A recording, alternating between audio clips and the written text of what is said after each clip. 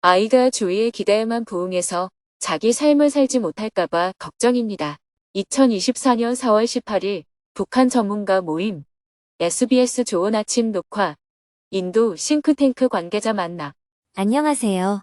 서울 정토회관의 아침이 밝았습니다. 스님은 새벽 기도와 명상을 마친 후 평화재단으로 향했습니다. 오늘은 북한 전문가들과 조찬 모임을 하는 날입니다. 평화재단 실무자들이 정성껏 준비한 밥상으로 아침 식사를 한 후 세미나실로 자리를 옮겨 대화를 시작했습니다. 먼저 북한 주민의 생활 상황을 살피고 환율과 식량 가격의 변화를 점검했습니다. 현재의 안보 위기 상황을 깊이 우려하면서 어떻게 하면 이 상황에서도 남북한이 평화를 유지하고 통일의 희망을 잃지 않을 수 있을지 북한 전문가들과 2시간 동안 토론을 한 후 모임을 마쳤습니다. 조찬 모임이 끝나고 오전 10시부터 평화재단을 찾아온 손님들과 미팅을 했습니다. 미팅을 마친 후 점심 식사를 하고 오후 1시에 SBS 등촌동 공개홀로 향했습니다. 부처님 오신 날을 맞아 TV 프로그램 SBS 좋은 아침에서 스님을 모시고 대화하는 시간을 갖고 싶다고 오래전부터 요청을 했습니다. 방송은 5월 15일과 16일 양일간 오전 8시 50분에 60분씩 총 120분이 나가지만 녹화는 오늘 하기로 했습니다. 스님이 SBS 공개홀에 도착하자 PD와 작가 등 관계자들이 반갑게 환영을 해주었습니다. 녹화를 하기 전 대기실에 SBS 예능국 유윤재 CP가 스님을 찾아와 잠시 대화를 나누었습니다. 평소에 스님의 증문즉서를 들으면서 정말 많은 도움을 받고 있습니다. 그래서 부처님 오신 날 특집으로 스님을 정말 모시고 싶었습니다. 스님께서는 요즘 어떻게 지내고 계신가요? 저는 요즘 부탄에 가서 지속 가능한 개발의 모델을 만들어 보려고 답사를 다니고 있습니다. 며칠 전에도 답사를 다녀왔는데 무리를 했더니 지금 건강이 좀 좋지는 않아요. 작가님도 스님의 컨디션을 염려했습니다. 녹화를 3시간 30분 동안 해야 하는데 괜찮으실까요? 방송이 2시간이면 녹화도 2시간만 하면 되지. 왜 그렇게 오래 녹화를 해요? 녹화한 것이 다 나가는 게 아니고 편집을 해야 하거든요. 대기실로 출연진들이 계속 찾아와서 스님에게 인사를 했습니다. 아나운서 류일아님, 유혜영님, 이인권님을 비롯하여 개그우먼 권진영님과 심영래님, 최홍림님, 그리고 가수 장미화님, 배우 이승현님과 김청님이 차례대로 인사를 하고 스님과 기념사진을 찍었습니다. 스님, 증문즉설 너무 잘 보고 있습니다. 오늘도 좋은 말씀 부탁드립니다. 반갑게 인사를 나눈 후 녹화장으로 향했습니다. 녹화장에는 방청객과 여러 대의 카메라와 스태프들이 분주하게 움직이고 있었습니다. 홍보용 기념사진을 촬영한 후 아나운서 류일아님의 활기찬 멘트와 함께 녹화를 시작했습니다. 부처님 오신 날을 맞아 좋은 아침에서 특별한 시간을 마련했습니다. 종교를 뛰어넘어 마음의 위로를 주는 강의로 너무나도 많은 분들의 사랑과 존경을 받고 계신 분, 법륜 스님을 모셨습니다. 큰 박수로 맞아주세요. 녹화는 3시간 30분 동안 계속되었습니다. 출연진들도 자신의 고민을 서슴없이 질문하고 방청객들도 편안하게 스님에게 고민을 이야기했습니다. 재미와 감동이 쉼 없이 이어졌습니다.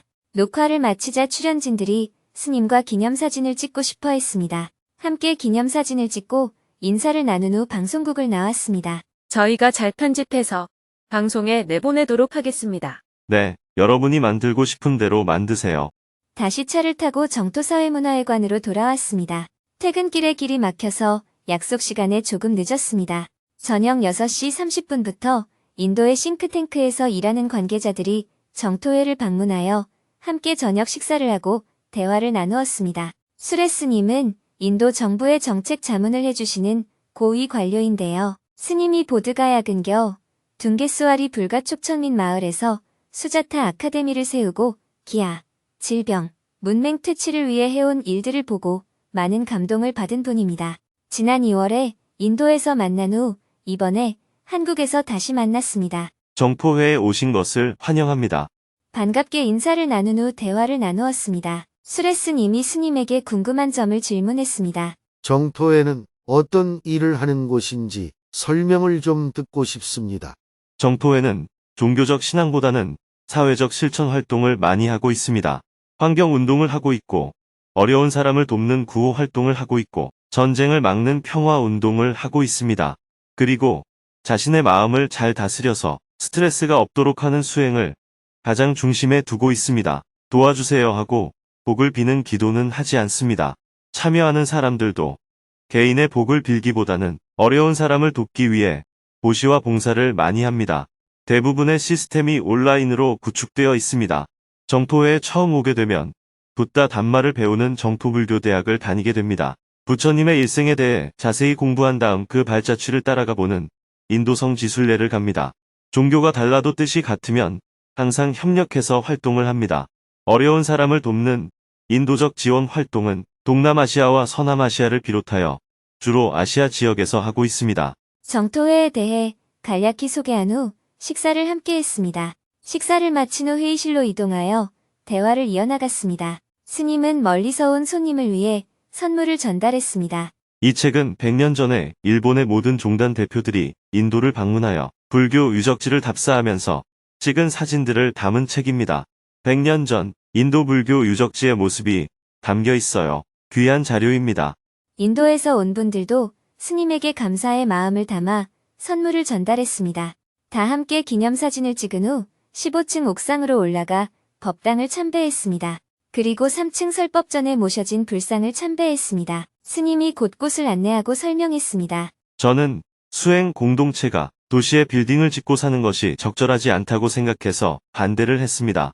그런데 대중들은 어차피 건물을 임대해서 사용해야 하는데 임대해서 사용하는 것에 비해서는 건물을 짓는 것이 관리비가 3분의 1밖에 안 든다고 하면서 경제적 효율성을 주장했어요. 그래서 결국 건물을 짓게 되었습니다.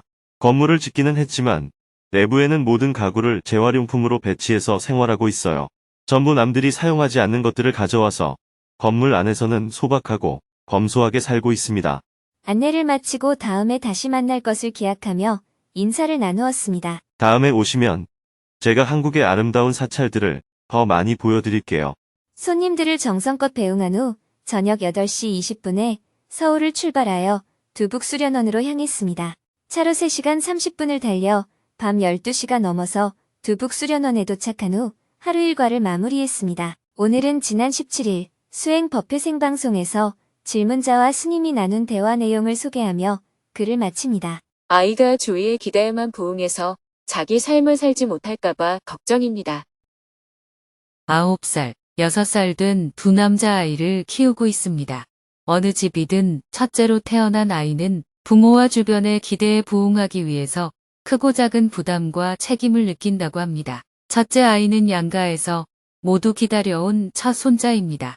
할머니는 농담 반 진담 반으로 우리 집 장손만 보고 산다고 하시고 할머니 댁에 갈 때면 첫 아이만 데리고 주무십니다. 양가의 형제 자매들은 결혼을 했든 하지 않았든 아이가 없어서 조카에 대한 관심이 큽니다. 이러한 상황에서 아이가 주위의 기대에 부응하기 위해 애쓰면서 살게 될까봐 걱정입니다.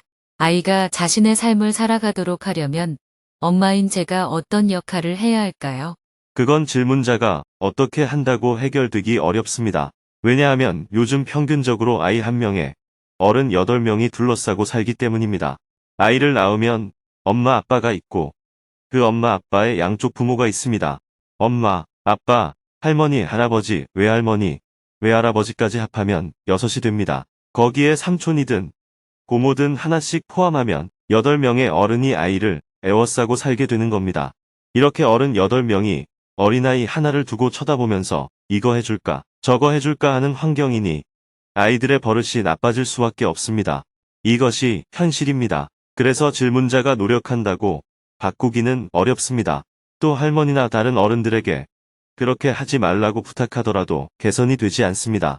그러니 다른 어른들이 하는 건 그냥 두되 다만 질문자까지 거기에 합세하지는 않아야 합니다. 그걸 막으려고 하지도 말고 나까지 나서서 더 부추기지도 말고 그냥 아이가 잘하는 대로 지켜보면 됩니다. 다만 어떤 경우에도 아이를 야단치면 안 됩니다. 야단을 치거나 때리는 것은 아이에게 심리적 억압을 가져오기 때문입니다. 그렇다고 아이가 원하는 대로 다 해주는 것도 안 돼요. 우리는 보통 아이가 뭘 해달라고 요구하면 막 화를 내거나 욕을 하면서도 나중에는 요구를 다 들어줍니다. 욕을 해서 심리적 억압을 만들고 결국에는 해주기 때문에 아이의 버릇이 나빠지는 겁니다. 해줄 거면 그냥 해주고 바람직한 것이 아니라면 아무리 아이가 울고불고 하더라도 안 된다고 단호하게 거절해야 합니다. 왜 이렇게 우느냐 하고 야단치지 말고 그냥 안 해주면 되는 거예요. 어떠한 경우에도 야단을 치지 않는 것이 중요합니다. 어미 개가 새끼 강아지를 키우듯이 밥을 달라면 밥을 주고 때가 지나면 내가 알아서 먹어라 하고 밥상을 치우면 됩니다. 이렇게 편하게 키워야 아이가 잘 됩니다.